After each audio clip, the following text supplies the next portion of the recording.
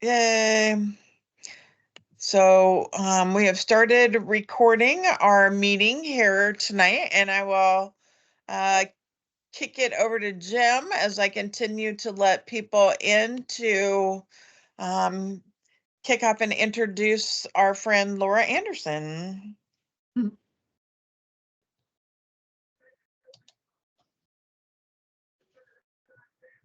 Jim Gould, are you frozen? Oh, he looks like he is.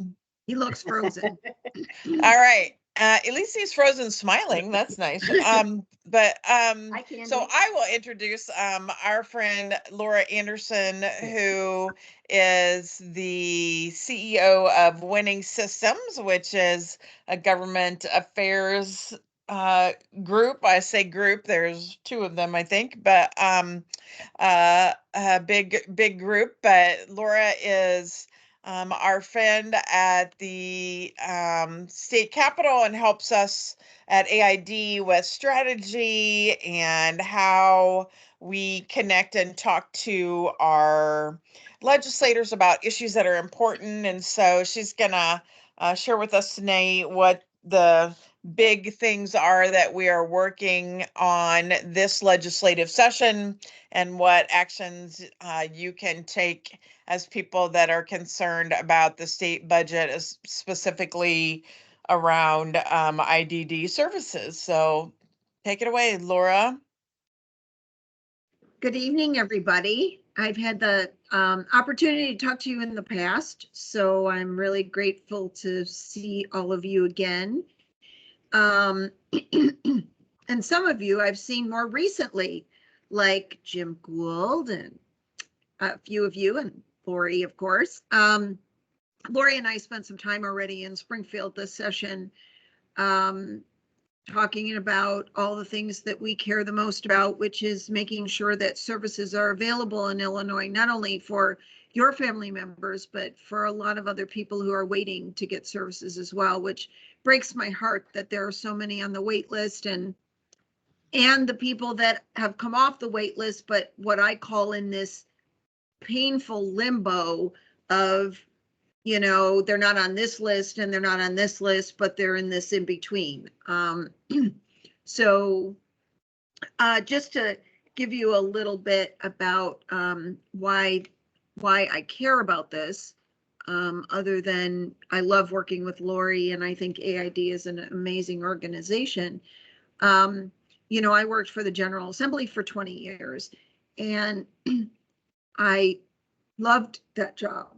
It was a great job, and I think, worked on a lot of really good stuff. And when I left the General Assembly, one of the things that I felt was super important was there were a lot of people who needed someone to be their voice. And I've never met more passionate advocates than parents of people with disabilities.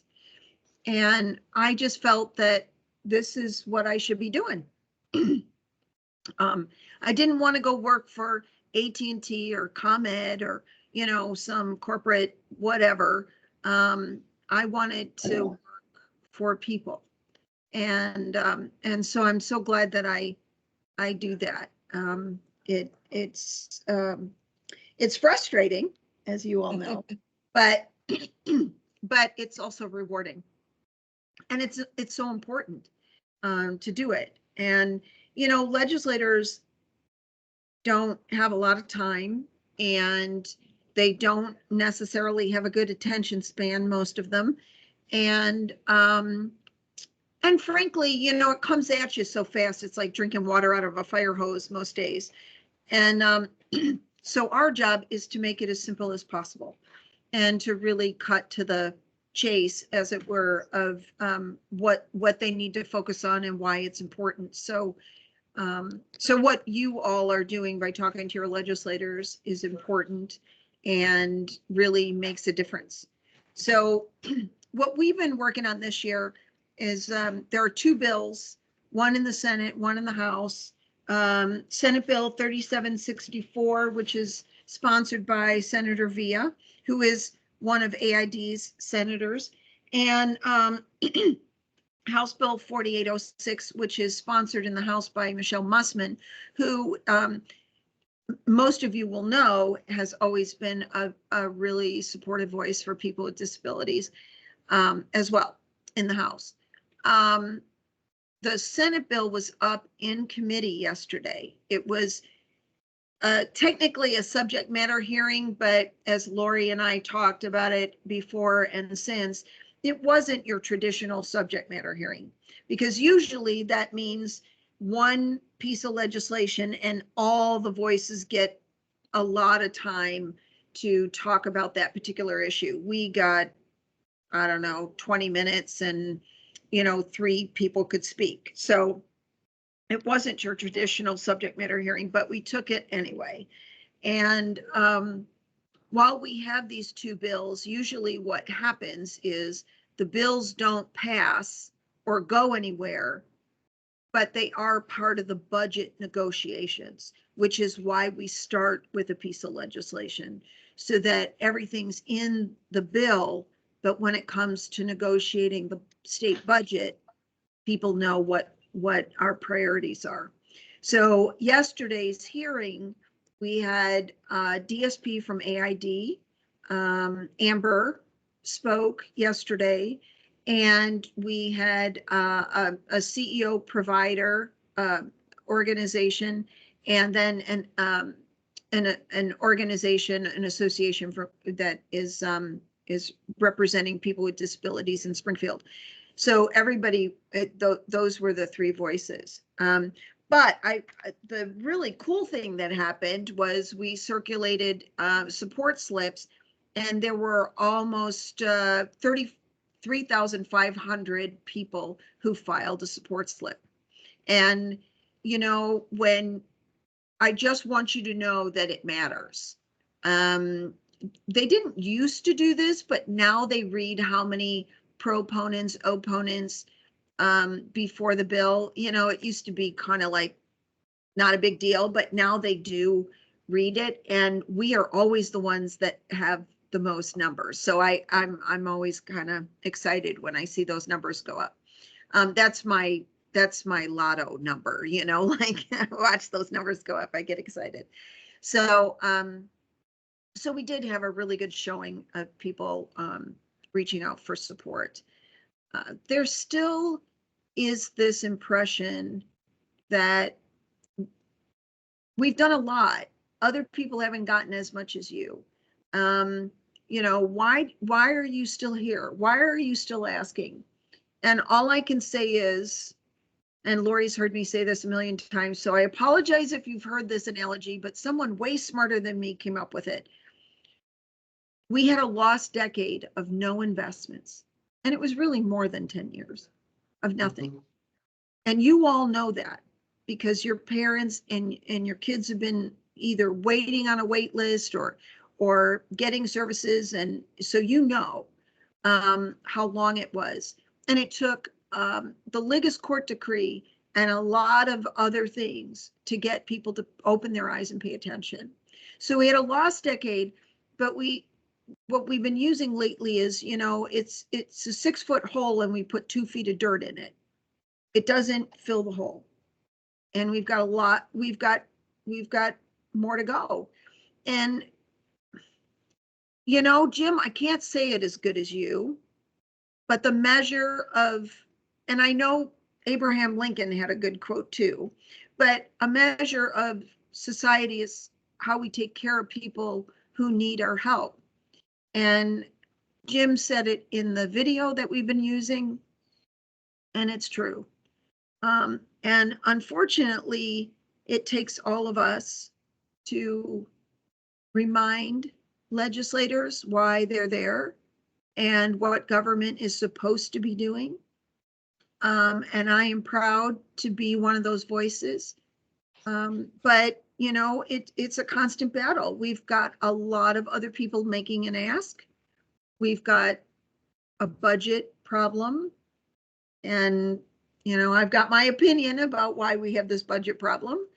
But, we have to remind legislators that we are paying attention. that how they react and what they do matters, and that we know. And that's not being negative or being threatening.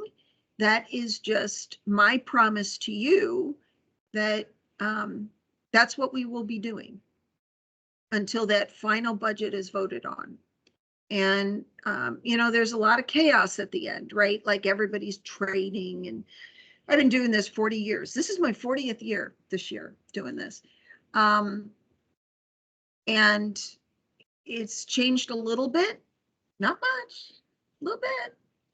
So your voices mean more than ever. And you're the best advocates there could be, because you live it. And all I can say to these legislators is be a parent, be a staff member, spend a half a day in one of these homes or in the organization, in the office, or with families. Your view would change if you spent some time. And if they won't do it, we're going to share with them what that's like as best we can. So we've got time left, about 6 weeks, 7 weeks before adjournment. So we'll keep you up to date on whether or not any of these bills move. I don't think they will, but they do provide us something to talk about, and they do provide us talking points. So we're going to continue to do that. We're using a video, we're using social media, we're using phone calls, we're using letters and emails, and we'll continue to do that through the, as I say, run through the tape of legislative session. So all of that before the end of May 24th is when they're scheduled to adjourn. So our goal is to ask for the DSP wage increase, and the flexibility to make sure that we can do what needs to be done for the workforce and to recruit and retain employees. Laura, can you talk some about what are some of the talking points that we have used around minimum wage increasing in January and the Guidehouse recommendation? Absolutely. So so the Guidehouse rate study, you might not be as overhearing about it as they are. Lori and I had an experience in Springfield where they said, "Oh, geez, Guidehouse rate study. You know how many meetings I've been in?" Yes, we do. We've been there. We're with you. But the Guidehouse rate study, the data was collected before the pandemic, so the staffing crisis was already in our world before it hit the world, right? But it's the only measure we have is the Guidehouse, right? So their number one recommendation was to get DSP wages at 150% of minimum wage. Right now, where we sit today, after $2.50, which was a historic increase, the largest increase I've ever seen in the years I've been doing this, at one time, we are at 139% of minimum wage. If they do nothing this fiscal year for FY25, we will go back to 130%, which will be a 7-year low for wages for DSPs, because we've been getting 50 cents, 25 cents, 32 cents. It's been like what I call the legislative scrape and drag process. But even with the $2.50 that just was implemented in January, we're at 139%. So what we're telling legislators, and it is so true, don't go backwards. You've made so many investments. we've got a ways to go. You know, we still got that hole that needs 4 feet more of dirt, but to not do something is to go backwards. Because in January of 2025, the minimum wage goes up another $1. So what we did the math, by the way, and since 2019, minimum wage has gone up $6.75 since 2019. DSP wages have gone up $7.12, which means that's a 37-cent differential. So when legislators say, but we've done so much to get so far, we got to do better. We got to do better. We should do better. And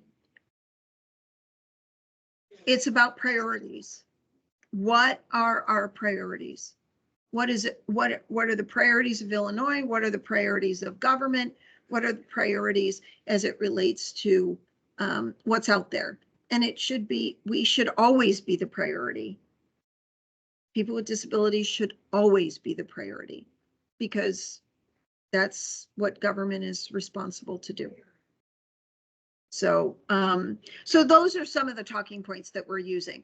150% of minimum wage, where we are, where we could be. The $3 that we are asking for would get us to 150% of minimum wage. And with the dollar increase in January. So anything less than $3 is less than 150% of minimum wage. So we got to keep going until we get there. Laura, can you run that calculation again of how much minimum wage has gone up? You said $6 and something, and then the DSP wage, which leaves us only 37 cents ahead. I want to get those numbers down. I think Sure. they're really good numbers for talking to legislators. Sure. So since 2019, the minimum wage has gone up $6.75. The statewide DSP reimbursement has gone up by $7.12. So that's a 37-cent difference. Now, what I can't tell you because I'm not super good at math is what that differential of the 15% of the suburbs. Lori, do you know what that is? Is that including the 15% or not? Do you know? I'm sorry, say that again. So the numbers that I'm giving, the 675 and the 712, does that $7.12, is that with the 15% suburban differential or not? Do you know? I believe it is not with the suburban differential. I do too, but I'm not exactly sure. So I will ask the question and make sure. So then add 15% of 37 cents, you're still just pennies ahead of the minimum wage increase overall. Yes.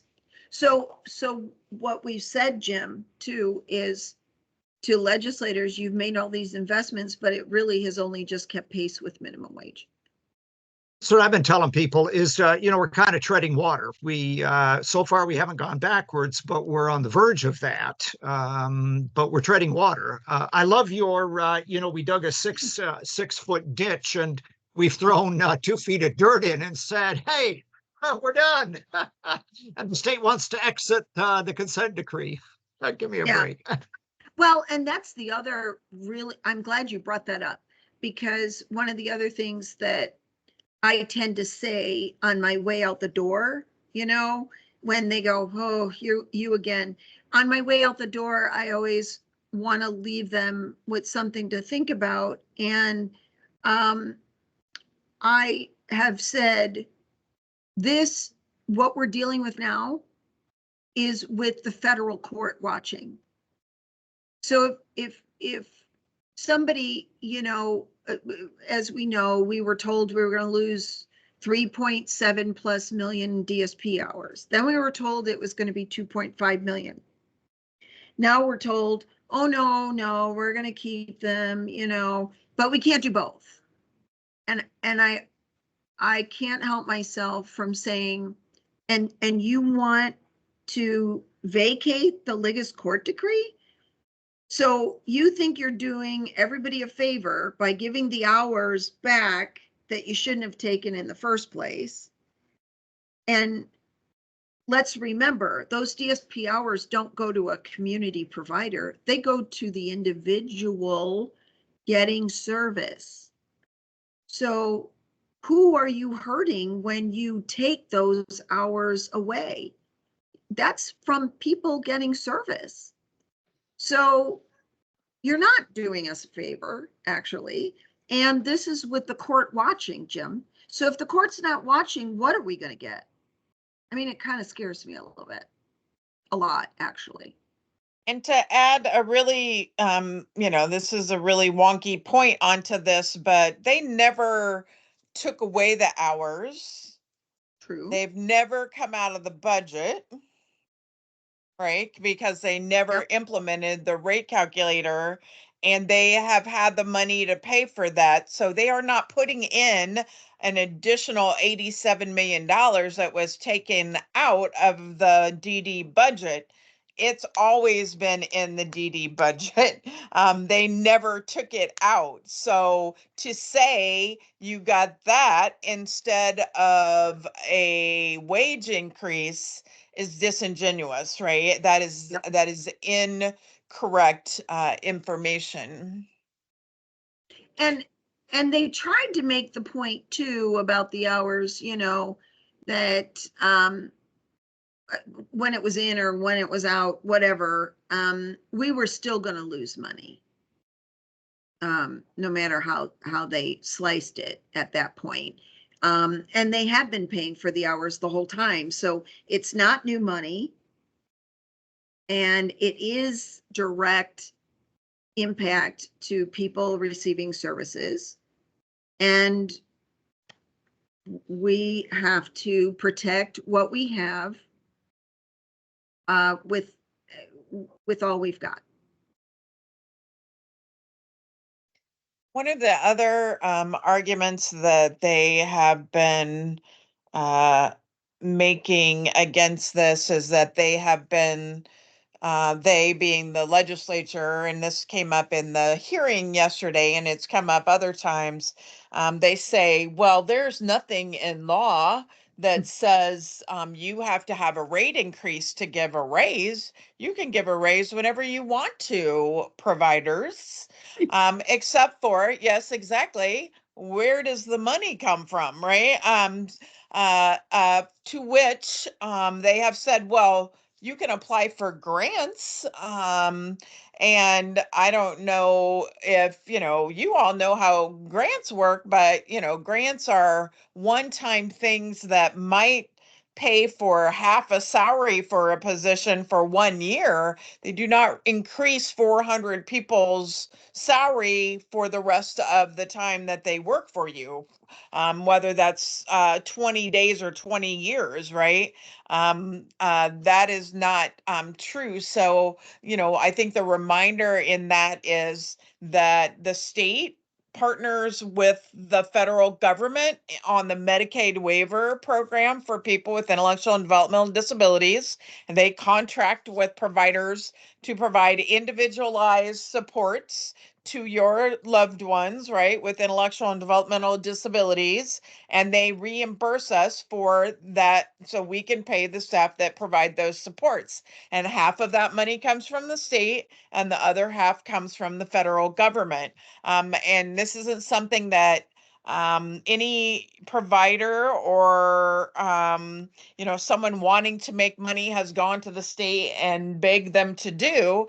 The state agreed and applied to the federal government to provide these services using Medicaid waiver funds. So, this is not, some goodwill thing that they did and, took money out of the state coffers to do. It was a partnership that they chose to form with the federal government to provide Medicaid services to support people with disabilities and living in the home and community, right? Does that make sense? Yeah, the one senator asked the question, well, you could give raises anytime you want. And we were trying to explain with what though? I mean, what are you saying? But I think some of the legislators have been told, that, well, they have money, they could do it, they can get money other ways. I really, it's been very frustrating to try and clear up some of the at the very least the misinformation that is being circulated, because as I'm sure you are very aware, the answer is more complicated than a statement, right? When somebody says, and Lori and I know who I'm talking about, but somebody in the governor's office said, well, you can get money from other places. And we said, like what? Well, like grants. That's not how grants work. I mean, you've been doing this for a long time. You don't annualize grant money. I wish I was good at coming up with an analogy, but your own household, costs, you don't take something that's a one-time payment and say, okay, I'm going to go buy a car with that, but you could only pay for one payment. That doesn't make sense. So it's like taking your COVID relief money or your tax return and buying something on credit, and you can only pay the $1,000 that you got from your tax return one time, right. but you have the ongoing expense then that you don't have any way of paying for. There's our analogy. That's a great analogy, Lori Baker. I just, it just seems to me that we're playing this a little bit more of a game of, what are you talking about? Like, how this works or doesn't work, or we assume you should.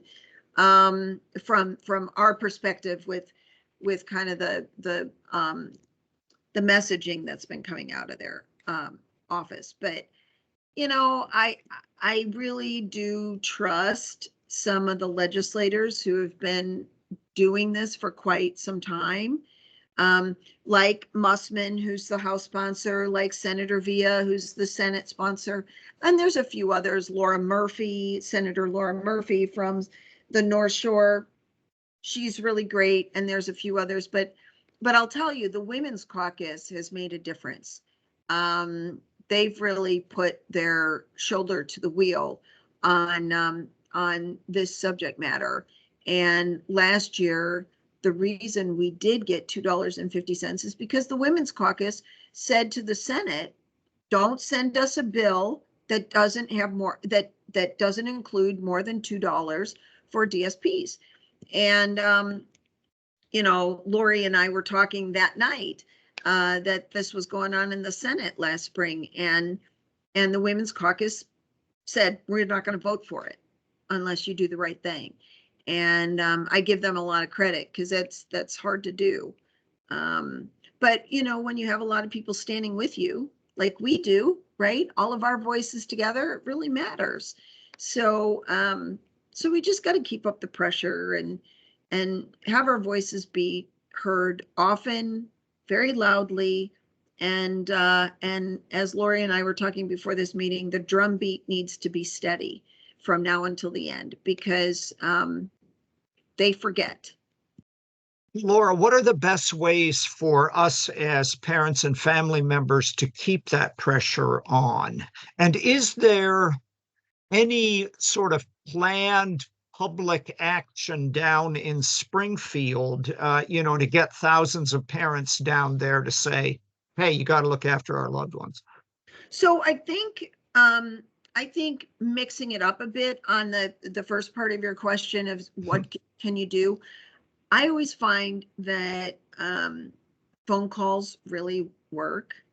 And I know it takes a little extra time, and maybe some people are uncomfortable, calling and talking to somebody, but I think phone calls matter, because back in the day when I worked for the General Assembly, when I was running the district office and my state rep was doing something bad or good, either way, mostly bad, by the way, they would call me and my phone would ring off the hook. And that was a lot. And I would call the legislator and say, whatever you're doing, stop it. They're mad. Don't do it anymore. So phone calls still work. Emails, they work. But they can put them in a holding bin. You want to do something more noticeable. Show up at their office, make a phone call, make them hear you. Emails, they work, volume matters. But I do think phone calls and showing up in person matter. That's how I would deliver the message. Secondly, your second part of that question, is there something in Springfield? If there is a House hearing on the House bill, on House Bill 4806, if they do allow for a hearing, we will definitely make sure you know about it, and you can come to Springfield. Going to Chicago yesterday was a lot, wouldn't you say, Lori? It was hard Yeah. for people. First of all, you know, to park nearby and all that business. But if you're in Springfield, it's a little bit easier. There's more eyes on you. That's super important. Volume is important in Springfield. So we are pushing for a House hearing. If they do that and you can't be there for that day, then please do the support slips. Those matter. Those numbers do count.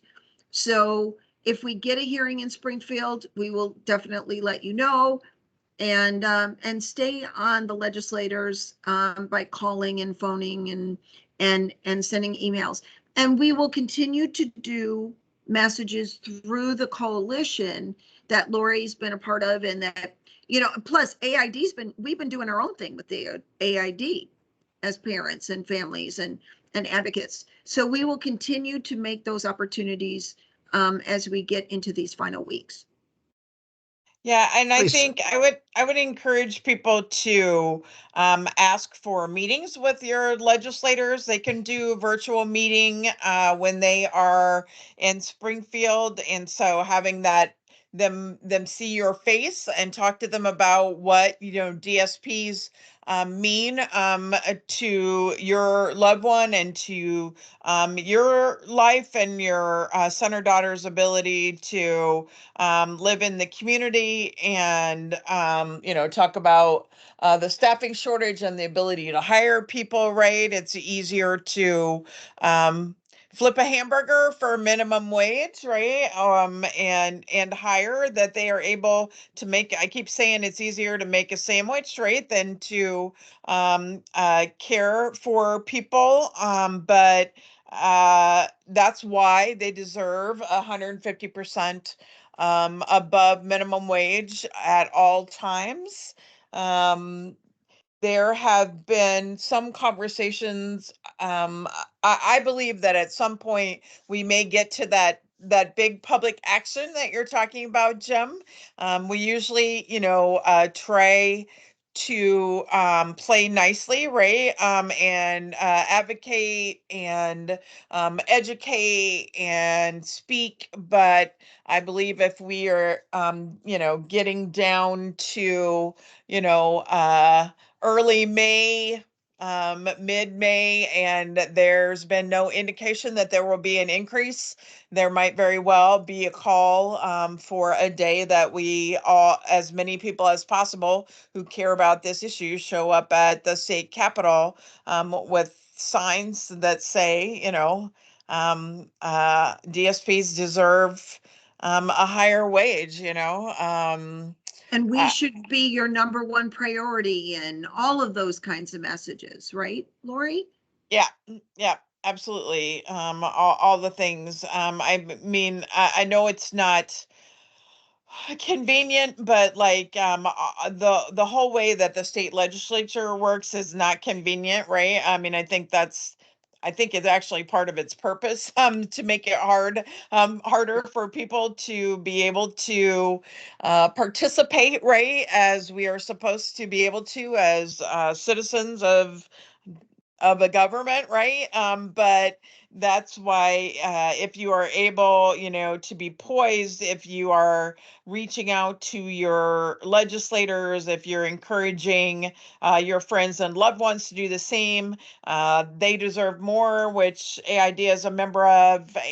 We regularly send out and share their information and ask for you to take action, is working on kind of frequently asked questions kind of document, right? That will be helpful to try to push back against some of the disinformation that is out there, and arm you to better respond if a lawmaker says something like, well, the provider isn't even passing through the money to the DSPs. Why should we give another wage increase? And then you would be able to say they are in fact passing on an increase. And not only did they pass on a wage increase, but they also increased shift differentials and funding incentives for people to work with folks that have a higher need for care, like behavioral and health needs, et cetera, right?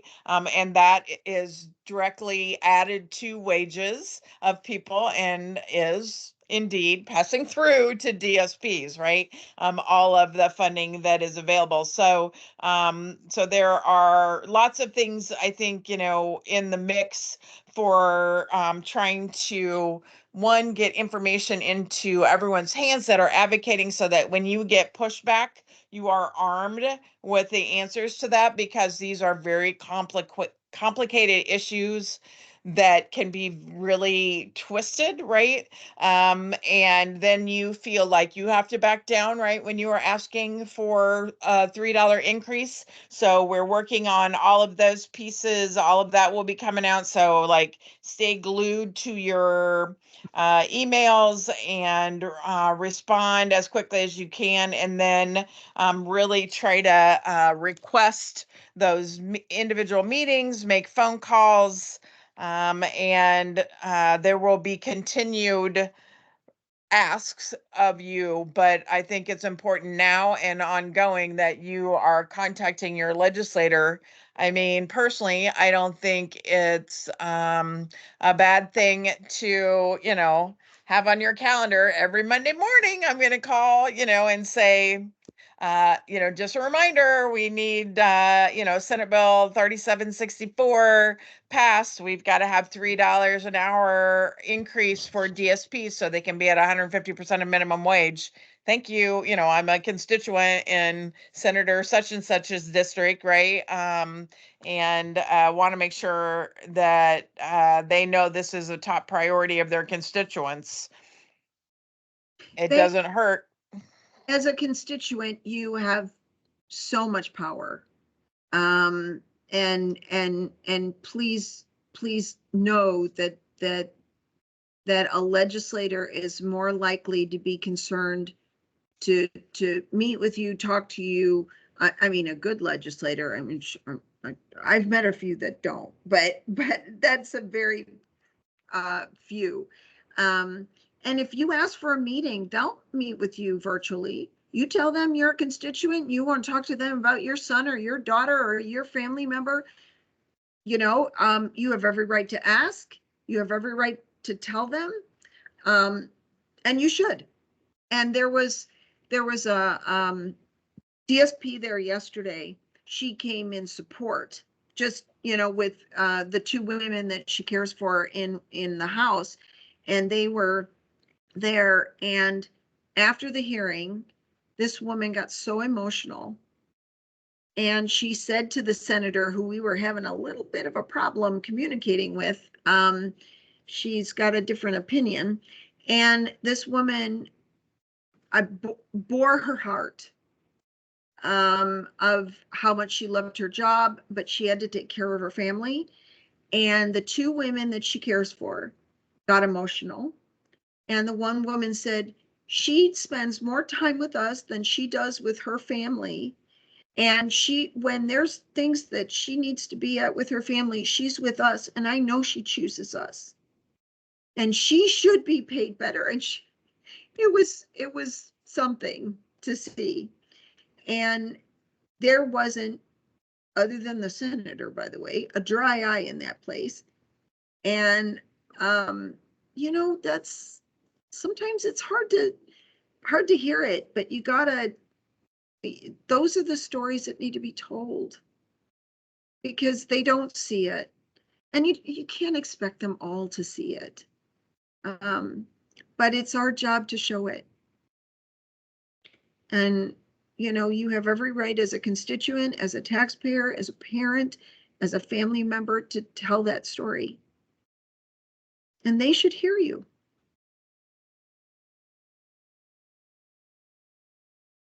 And we'll do as much as we can to make those opportunities available. People have questions or? I do. I'm sorry, this is Julie. And I'm sorry I was late. I couldn't figure out what I was doing to get on. Anyhow, I figured it out. Yay. Yay.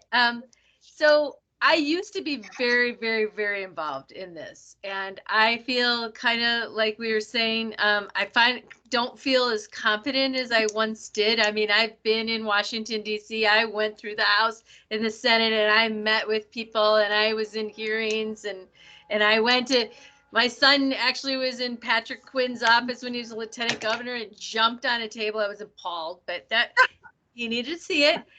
So anyhow, I just feel like, and Lori, and I don't mean to say, I'm not saying anything negative. I'm just trying to think, how can we are all the same people that show up at this meeting, mostly, right?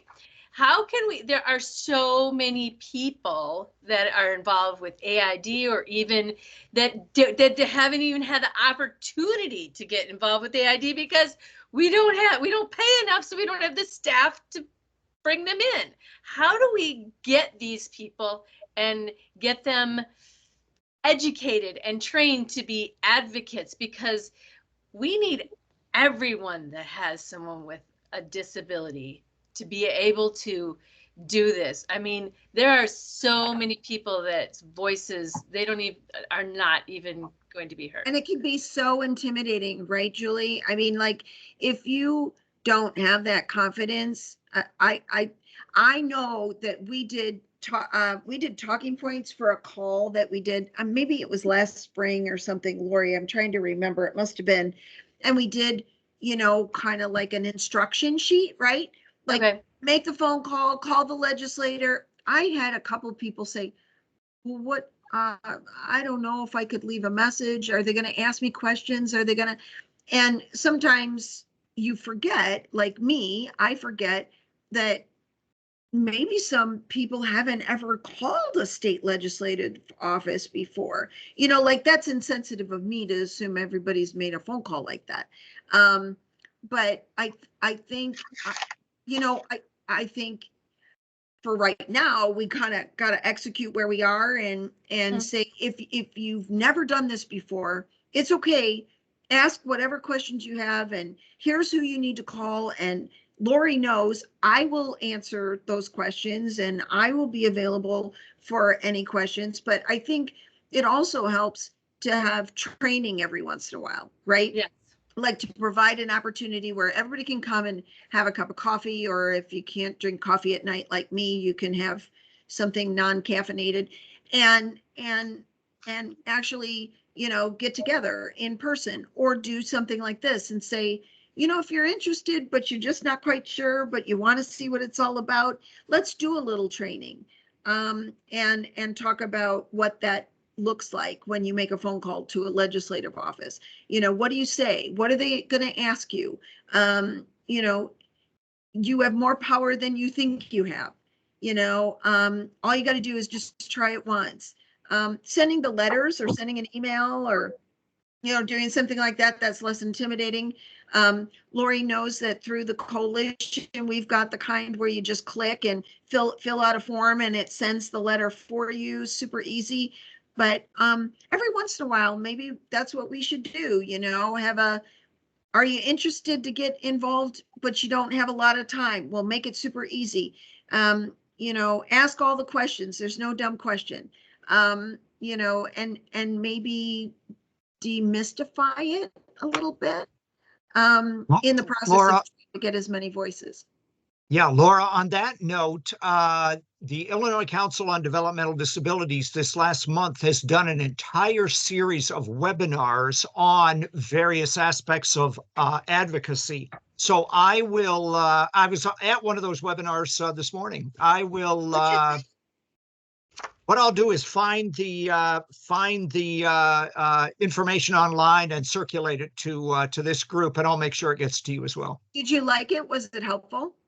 Yeah, the one today was sort of the capstone one. It was on, it was broad on how you talk civilly about just, you know, when you're advocating and you begin to get passionate. But they've had ones on how you fill out a witness slip, how you call your legislator, you know, so very hands-on practical stuff. So I will find that, and I know all those webinars are archived on their website, so I will get that information out. That's great.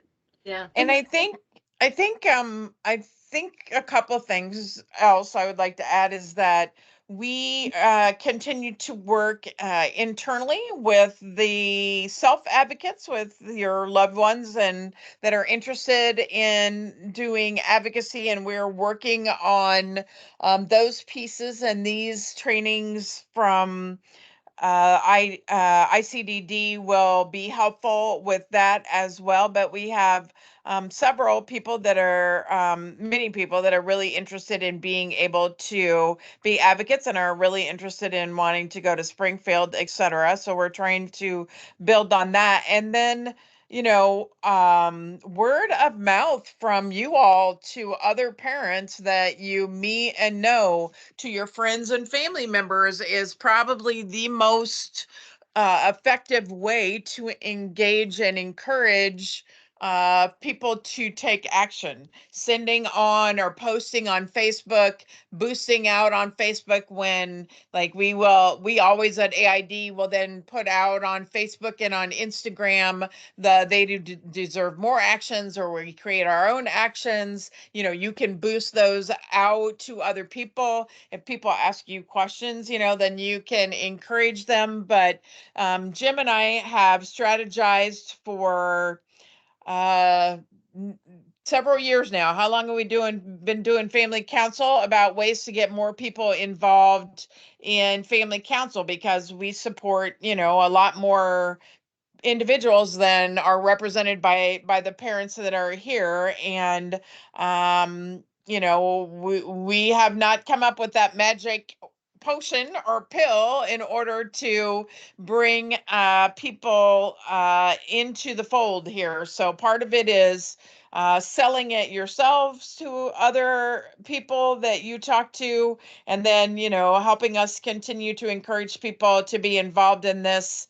And I like, you know, even though there are some online resources, you know, we could definitely host a meeting just like this. It's a virtual meeting where we talk through some aspects and are able to practice what it's like to be able to make a phone call, or how you write your script for what you're going to say, right? Or you know, answer whatever questions people have, you know, like kind of ask any question under the sun that you are thinking of, right? This is a safe space kind of event, right? As well. But we continue to try to figure out ways to engage more people. And I do believe that we have many people that respond. I would like to think that, many of our 3,500 witness slips were from AID, and staff and people that were associated with AID, right? But there were providers all across the state that sent that out, right? So there was a percentage of people that chose to respond to that. We just need to continue to work on ways to grow that percentage. I know it's not a very good answer, Julie, but we have been trying to figure out for a while now what ways to engage people more.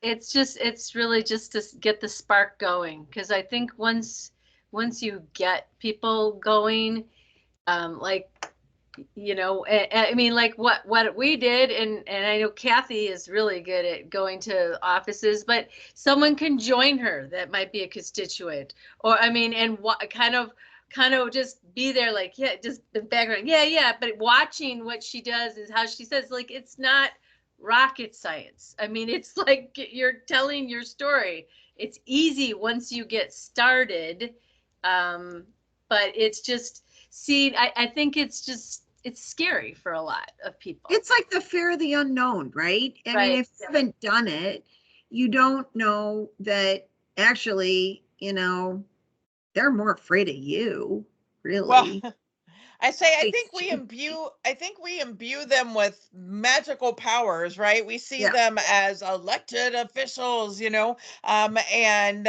the reality is they are people that are trying to learn about every issue under the sun, and this is one of the issues that we need to educate them on, and you are the experts in what it means, right? And so anything you say is not wrong, right? It is your experience and what is happening. So we recently hosted for clients, right, a telling your truth training, which was provided by the Supportive Housing Providers Association, and it is about how you prepare your story, what happened in your life that you want to share, and participants ask for it to stop being called telling your story, because it's not a story, it's their life, it's not fiction, it's real, right? So that's why they ask for it to be called telling my truth. And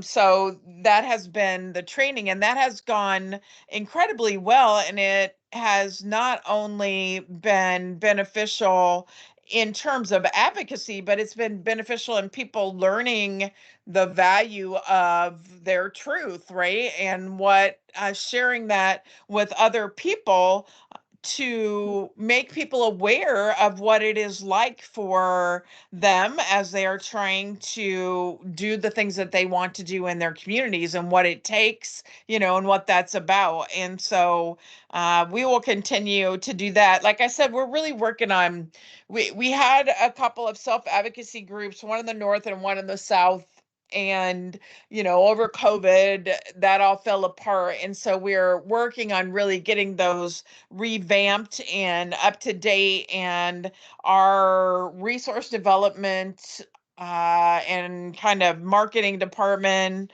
we're looking at how we do things. We keep trying to improve and add to it, and I think the reality is probably that we need potentially a staff member that is more focused on some of this, supporting families and consumers and self-advocates.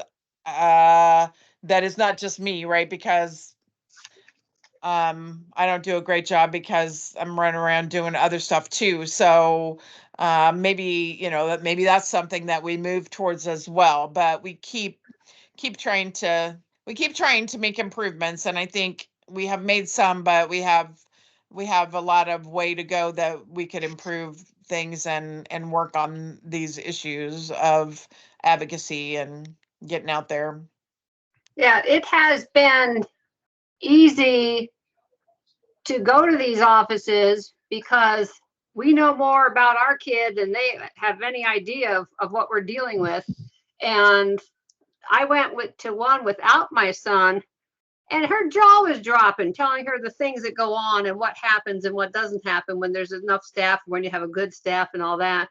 Could we, now, They Deserve More had that fact sheet. Is there, can we come up with basically a bullet list that is very straightforward, very specific, easy to understand, and it's our cheat sheet. It's not something we could hand to them, going down and saying, we want 150% of the minimum wage. We don't want to go backwards.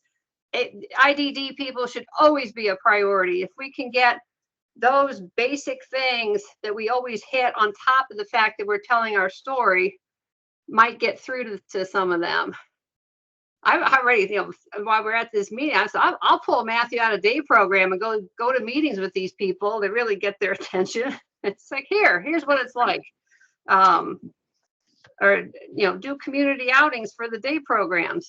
Set up a time, take a room over to so-and-so's rep or so-and-so's senator and have the staff take the clients, and then the legislator gets to see both, and they might get an idea of why we need some help.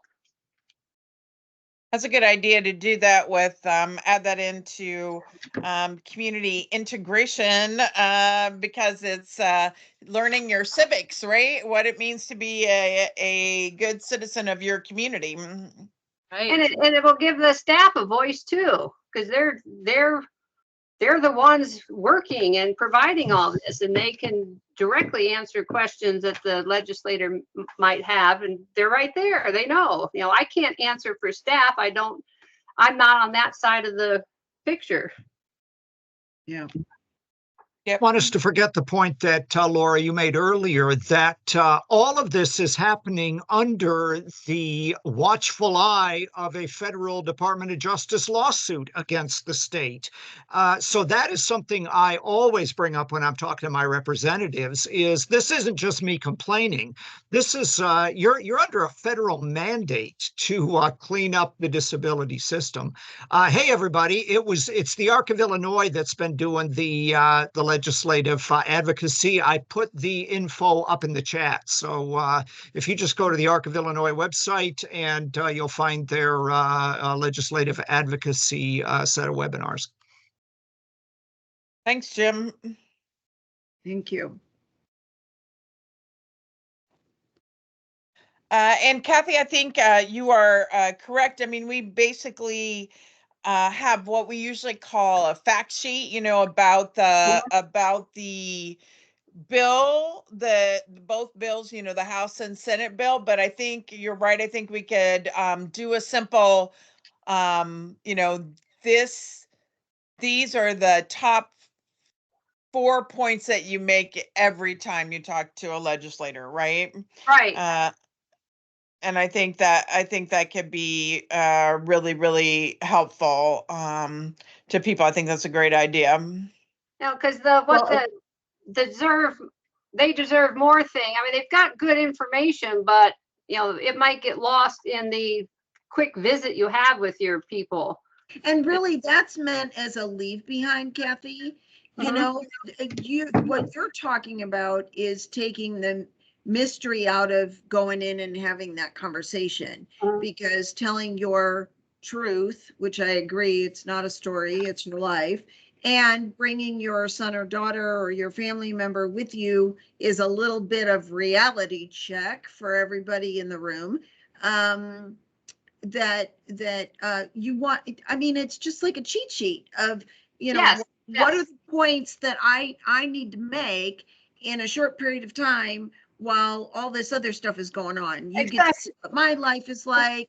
I get to see you react to my life, all those goodies. Lori, I think we could do that pretty quickly. Don't you think? Yeah. Yeah. Yes, I do. I don't think it would be, it's because it's those things you just said, Kathy. We need our DSPs to be paid 150% of minimum wage. We need $3 hour to be able to do that. IDD, we want you to have IDD services and supports as one of your top priorities, Mhm. right? I don't know, maybe there's one or two more things, but I mean, I This is think, under a federal lawsuit. Yes, You know, right? that's a good thing to throw in there too, is, yeah. A nice reminder, you're being watched.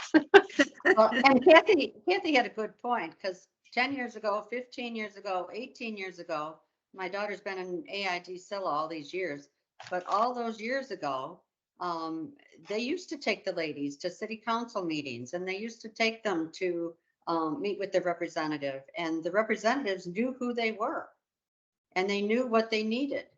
And it would be interesting because the ladies felt, she was originally in a home with 6 people, and now for the last 12 years, she's been in a home with 4. But the ladies really haven't gone in years, but they would take pride in the fact of they would write down what they thought was needed.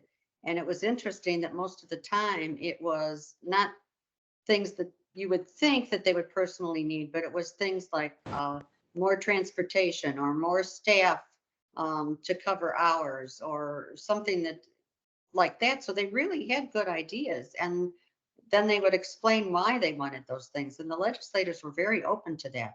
I think they get tired of just the parents going in or Yeah. parents sending emails. I think it Yeah. made a difference for them to put a face to what the problem was. And like Kathy said, the staff brings them in. yeah, then I agree, Gina. You know, it's the whole, it's also adding in, I mean, this is civic engagement. This is what it means to be a citizen of the United States of America and to be a part of your community, right? And that's part of, even though many other people with or without disabilities don't choose to do that, right? We should give people the opportunity to do that. And like I said, we've been working on revamping and getting, you know, kind of back going these self-advocates groups that are with that will, you know, continue to be able to support that kind of thing. Part of the issue has been, you know, a shortage of people who work, so then there's not you know, enough people to take people and support folks in going to some of those things. But we are actively working on the support and the potential for that to happen. So, Lori, maybe that's where this family group could step in. Wouldn't it be great to have a family member go with the DSP in the house, both as an extra pair of hands, but also, you know, to help smooth the conversation. So, Lori, I'm interested in working with you on that. So, let me know how I can help. And I had the state rep for where Matthew is, we had him come visit his house.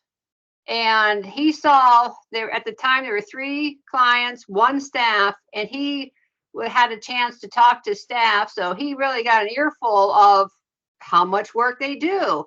And he also saw that I had to have my son doing his things. I had to be next to my son. So I couldn't be part of that conversation because I was working with my kid who can't do those things by himself.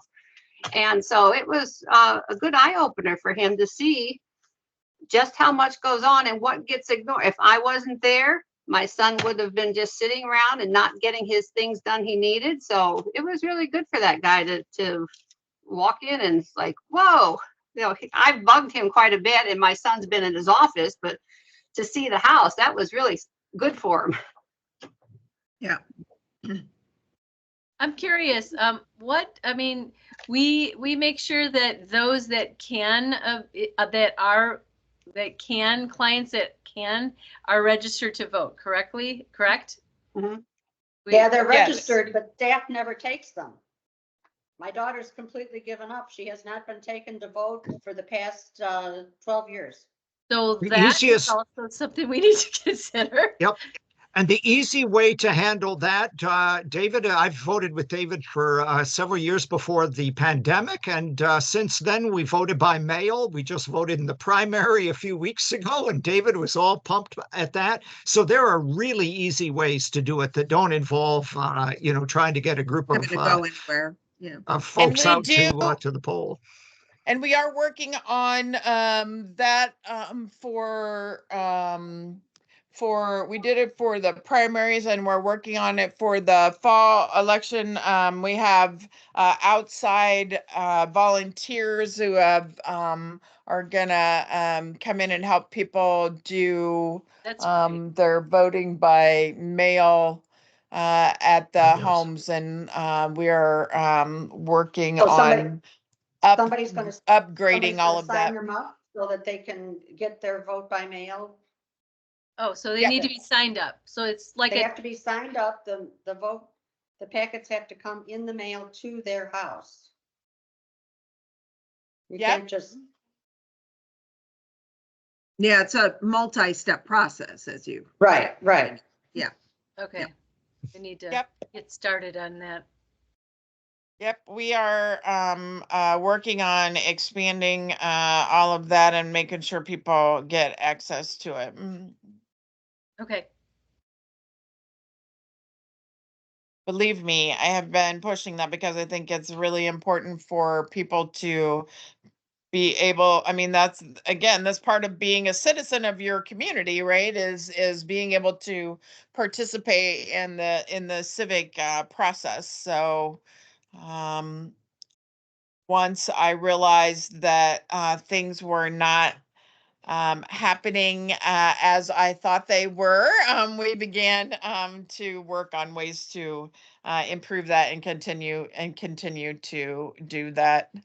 Well, and Um, I would think that you're gonna have to re-register a lot of these people, because when you haven't voted in so long, I have no idea where my daughter's voter's card even is, if anybody even has it, because nobody's taken her, so she decided she wasn't going to renew it, because she says, what good does it do to have a voter's card if nobody ever takes me? But that was before there was so much of the voting by mail too.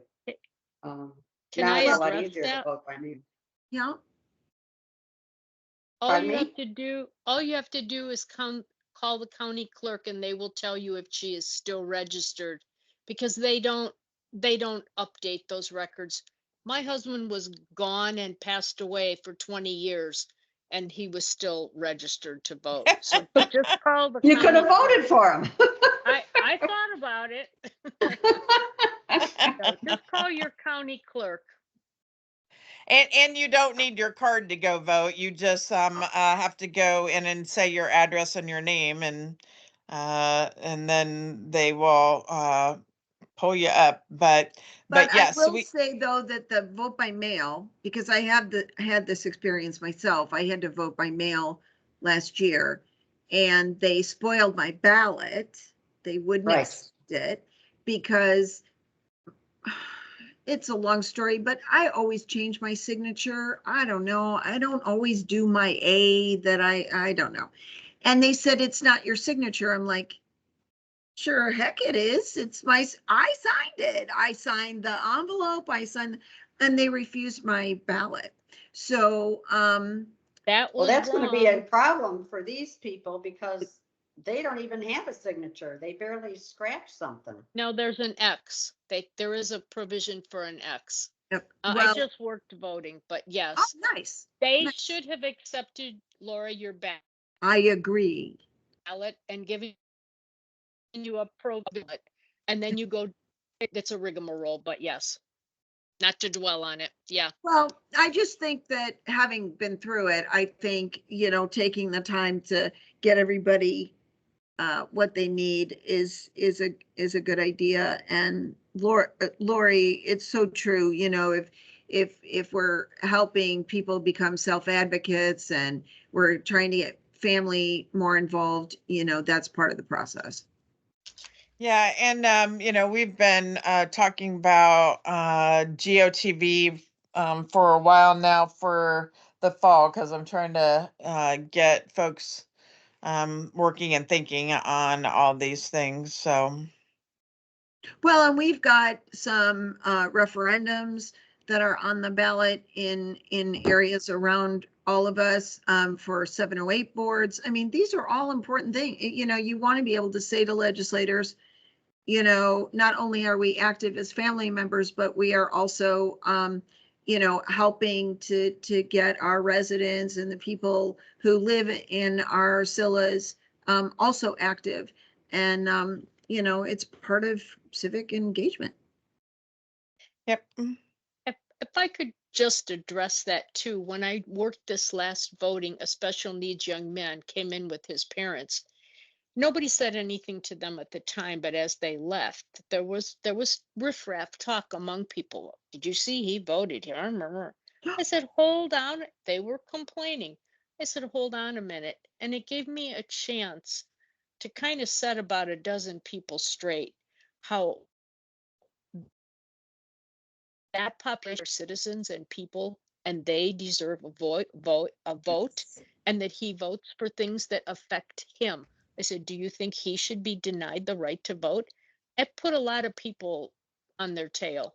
So, Good for you. Good for you. oh, I came short of losing my cool, but yeah. It I bet. I think it is good if they if it's a long line. I can see that could be kind of a hassle, but yeah, then do the vote by mail for sure. Hmm. While it's a little bit quiet here, thinking of getting more parent advocates involved.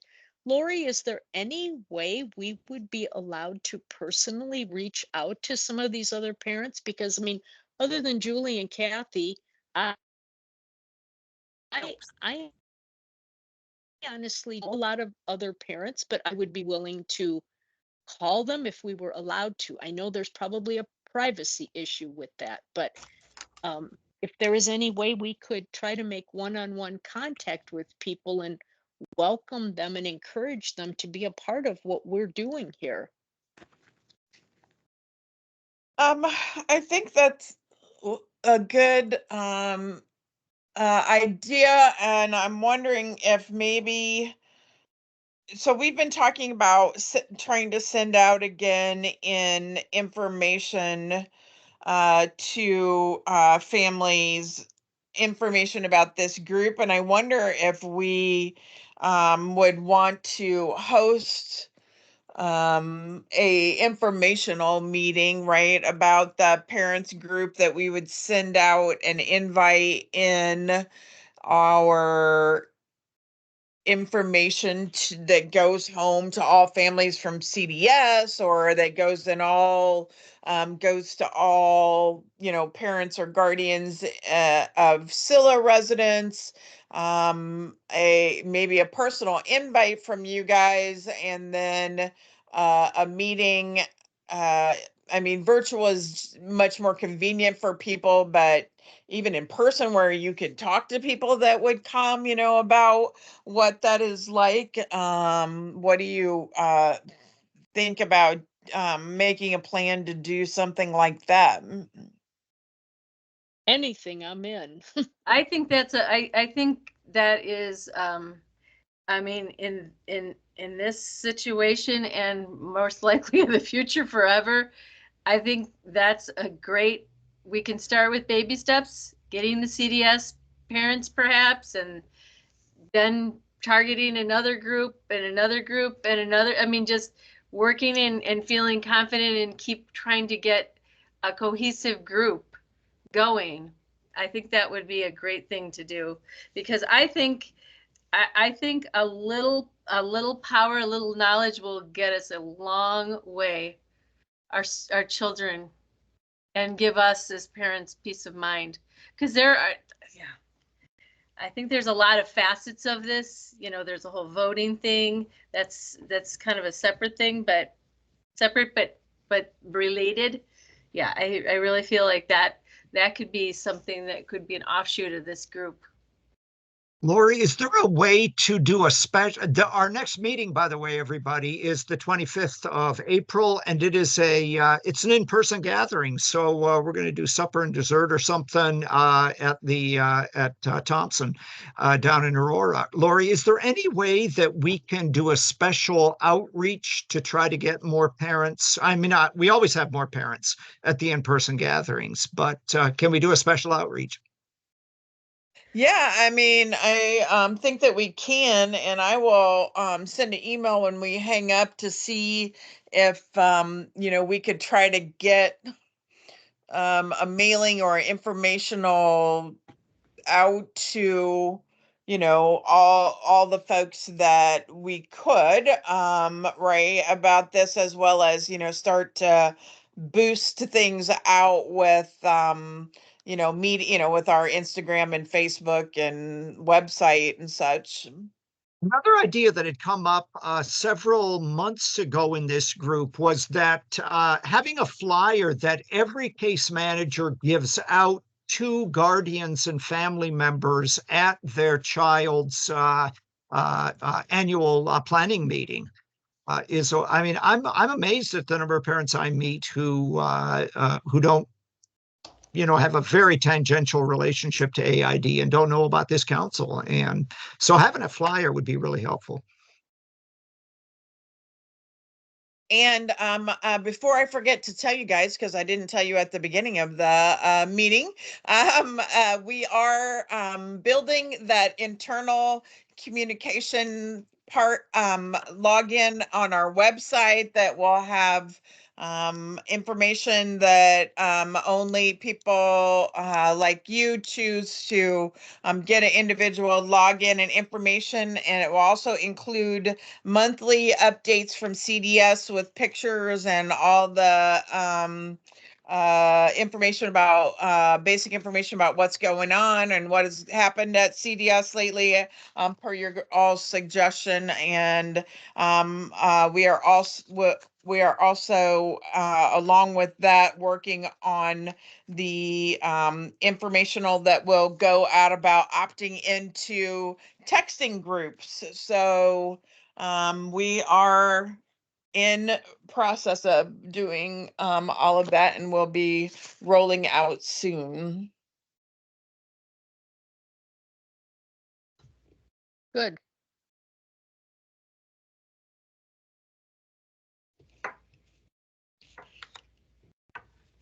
All right. Anything else that we need to ask or talk about before we say good night? Just again, a final reminder that we meet in 4 weeks in Aurora, and there'll be food involved. So tell your friends and family to bring your child or loved one. Yep, that's the 25th of April. And Jim, do we meet at 6 p.m. on those nights, so we meet in person, right? Yes, I think so. Okay. All right. We will, I am gonna hang up and send emails about the rest of these questions and updates so that we can work on starting to boost out the April 25th meeting, develop the flyer, I'll get an updated plan for voting from everyone, and then look at what special invite information we can get out to join Family Council. I want to thank Laura for coming and talking with us today, and for all the work that she does with us and for us. And thank you all for being engaged individuals and passionate about making sure your kids get what they need. Yes, Thanks, thank you, Laura. everybody. Thank I'm you. waving, even though you everybody. can't see me. Bye, Bye, everyone. Ruby. Bye. Bye. Thank you.